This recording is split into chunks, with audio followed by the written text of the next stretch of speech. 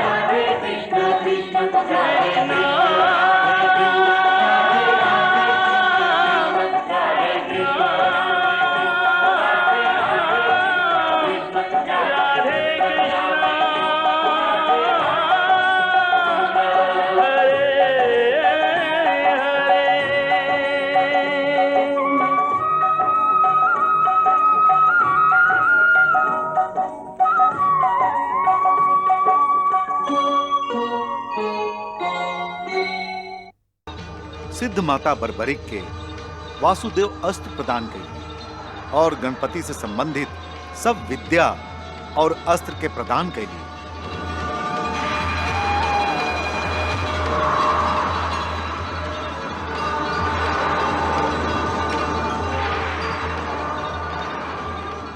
ओकरा पर भी बर्बरिक के संतुष्टि ना भई तो और ज्यादा तपस्या करके देवी सिद्ध अंबिका से पराजिता वैष्णवी महाविद्या प्राप्त करके अजेय बन गई।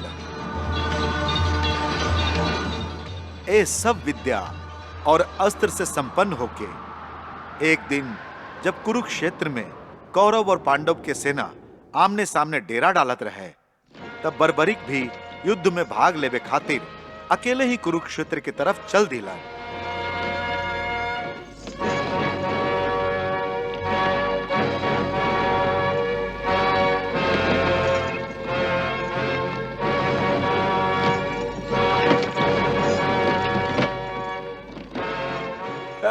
ठहरी विप्रवर।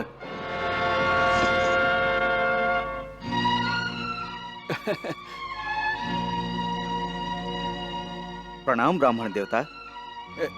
कल्याण हो के बेटा, कल्याण हो के।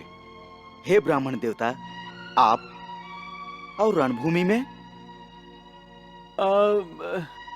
हम पांडवन के पुरोहित हैं, लेकिन आप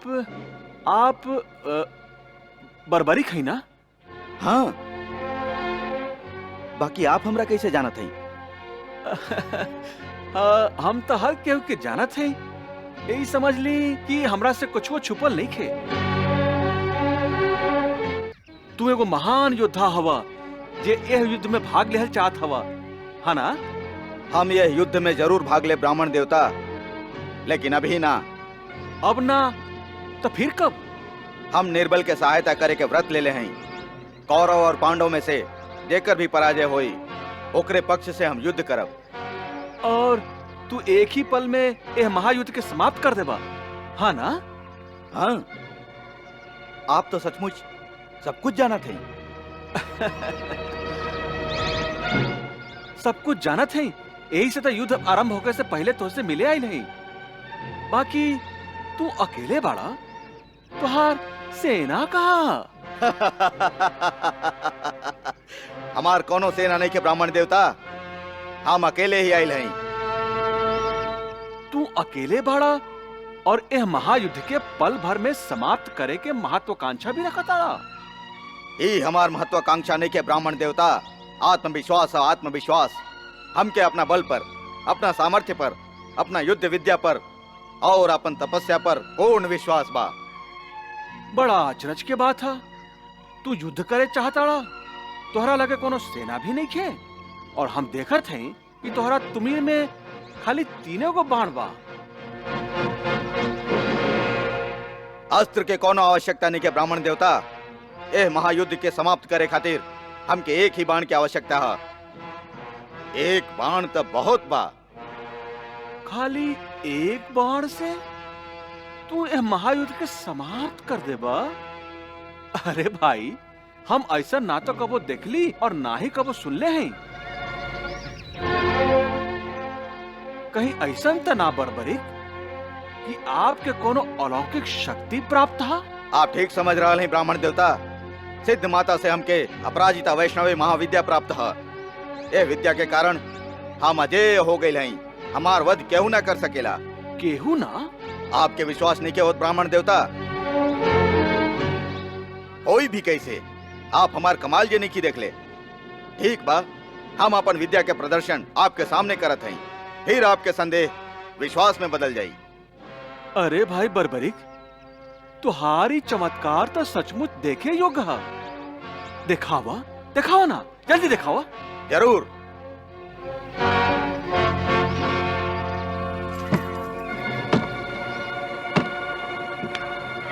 चली। हाँ, आप चली पहले।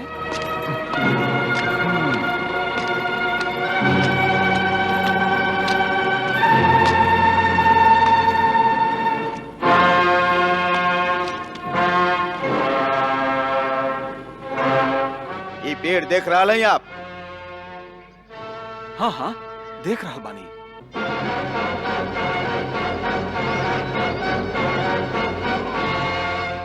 कितना पत्ता बा है पेड़ पर? अनगिनत। अनगिनत। जैसे कुरुक्षेत्र में इकट्ठा होके वाला वीरन और महावीरन के गिनती ना कही जा सके, वैसे ही ना? हाँ हाँ हाँ, वैसे ही।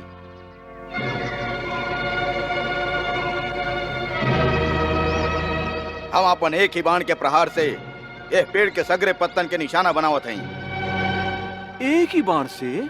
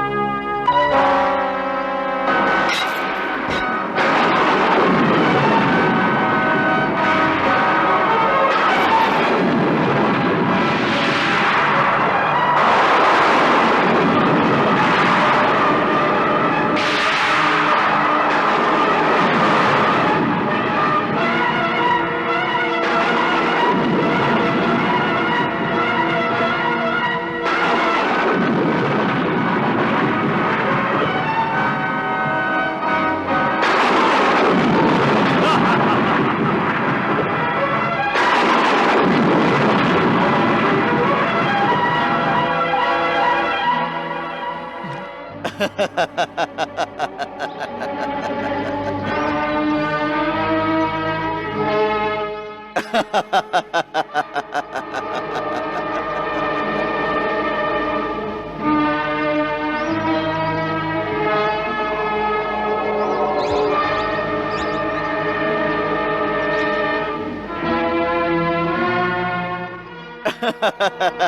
ब्राह्मण देवता, अब तो आपके विश्वास हो गई होई कि एक ही पल में एक ही बाण से जैसे हम पेड़ के विभिन्न पत्तन के अपन निशाना बनौले हैं, वैसे ही युद्ध में हम एक ही बाण से विरोधी सेना के सब योद्धा लोग और सेनापतियन के मार के ढेर कर सकत हैं और पलक झपकते पूरा युद्ध के समाप्त कर सकत हैं।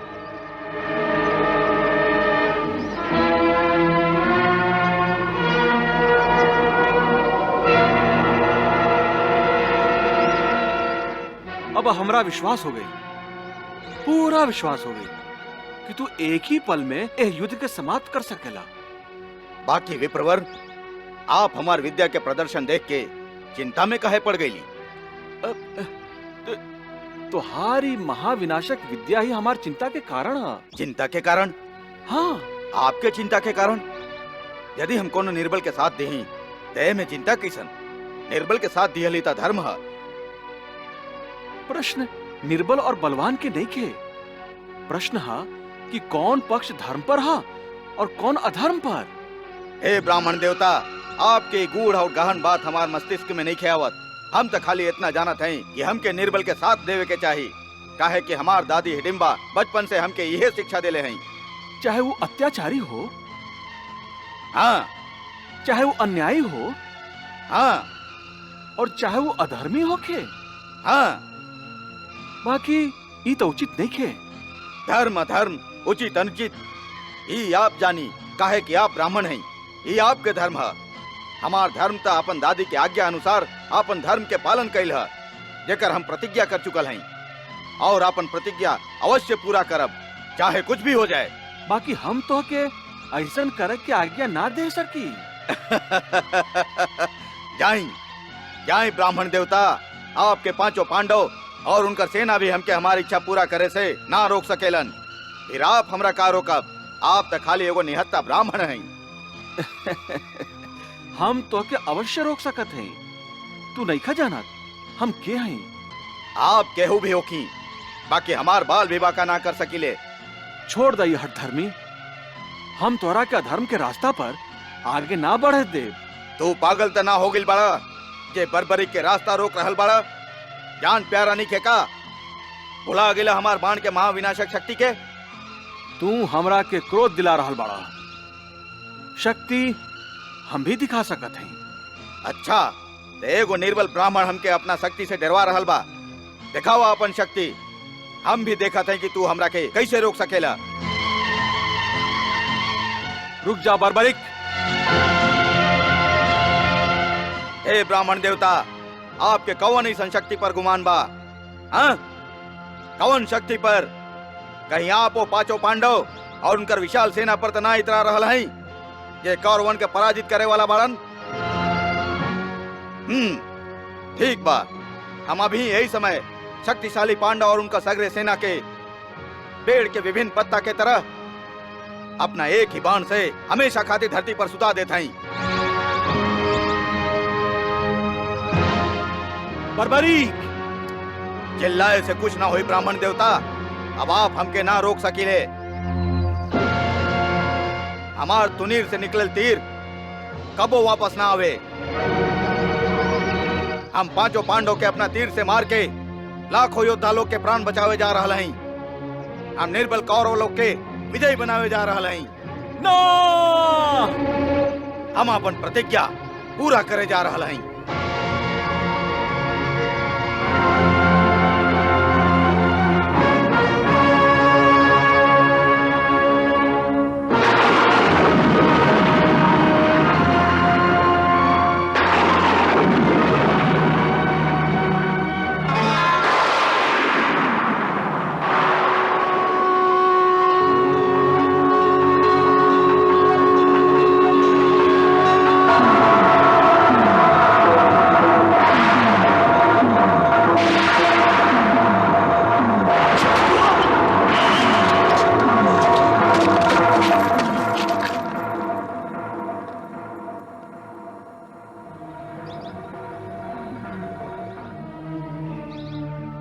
बर्बरीक, तू निर्बल लेकिन अधर्मियन के साथ देवे के प्रतिज्ञा पूरा करे के अपना पागलपन से हमरा के विवश कर देला कि हम अपना हाथ से तुहार वध कर दी। प्रभु, आप अच्छा ही कैली कि हमार वध अपना हाथ से कर देली। यह तो हमारी इच्छा रहे जेकर पूर्ति खातिर हम यहाँ आयल रही। हाँ प्रभु, हम तो आपके ब्राह्मण के वेश में पहले ही पहचान गई रही। क्षमा करी प्रभु, हम जानबूझ के आपके क्रोध दीवा के विवश कर देले रही ताकि आप हमार वध कर दी। यही से हम अपन अपराजिता वैष्णवी विद्या के प्रदर्शन कैले रही। आपके हाथ से अपन वध के संभव बनावे खातिर ही तो हम बड़ा परिश्रम से ये विद्या प्राप्त कैले रही। प्रभु जानत है प्रभु, हमारी आकांक्षा जे बचपन से ही हमार मन में फलत फुलत रहे। जानत है, बचपन में तुहार दादी हिडिंबा तोहके बतौले रही कि मोक्ष के सबसे सीधा और सरल रास्ता यह है कि तू हमरा हाथे अपन प्राण त्याग दा। धन्य है प्रभु, आप तो अंतर्यामी हैं। आप तो सब कुछ जानत हैं। ये हमार मूर्खता रहे कि हम आपके अंधेरा में रख के आपके हाथ से मोक्ष प्राप्त कैल चाहत रही। बर्बरीक, तू कड़ा तपस्या से जौन अस्त्र प्राप्त कैले रहा हमरा से युद्ध करे खातिर ताकि हम तुहार वध कर सकी, वही तपस्या और मुक्ति खातिर तुहार लगन तोहके मोक्ष के योग्य बना देहलस। विधि तुहार मोक्ष के यह समय तय कैले रहे। ऐसे तू हमसे मिलला और हम तुहार वध कर दिली। तब फिर आपके हाथ से प्राण त्याग के हमरा मुक्ति मिल गई ना प्रभु। प्रभु, आप हमार सबसे बड़ी इच्छा तो पूरा कर देली। बाकी परम धाम के प्रस्थान करे से पहले हम चाहत हैं कि आप हमार अंतिम इच्छा भी पूरा करके हमके अनुग्रहित करी। कहा वत्स? प्रभु, हम धर्म और अधर्म के यह महायुद्ध में धर्म के अधर्म पर विजय प्राप्त करत देखल चाहत हैं। धर्म के मार्ग पर आप पांडवन के सारथ्य कैसे करत हैं। असीम शक्तिशाली कौरवन के विशाल सेना के पराजित करे के जवन चमत्कार आप दिखावे वाला हैं, हम वो चमत्कार के देखल चाहते हैं प्रभु। हम आपके लीला देखल चाहते हैं प्रभु। हमरा के अनुग्रहित करें प्रभु। वत्स बर्बरीक, युद्ध के आरंभ से समाप्ति तक तुम्हारी कटल सिर जीवित रही और तू संपूर्ण युद्ध के देख सकबा। तथास्तु।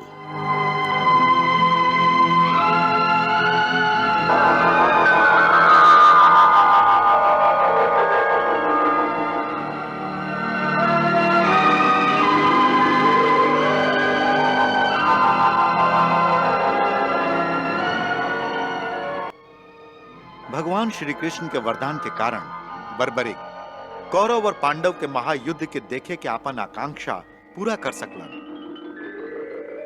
महायुद्ध के समाप्ति के बाद पांडव द्रौपदी श्री कृष्ण के संगे बर्बरीक के पास अलन। तब बर्बरीक के माथा व्यंग से हंसत रहे।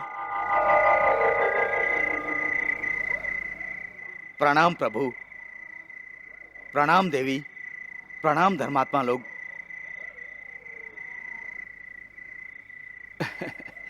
वत्स बर्बरीक, तू कौना बात पर इतना हंसत रहा? प्रभु, हमके हंसी सगरे संसार पर आवेला।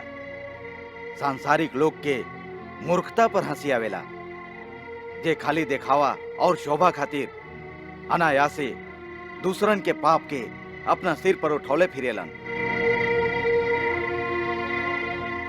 महाराज युधिष्ठिर के अश्वत्थामा के मणि के अपन मुकुट में धारण कैल यही सत्य के उदाहरण रहल। एकरा देख के हम अपन हंसी रोक न सकली प्रभु।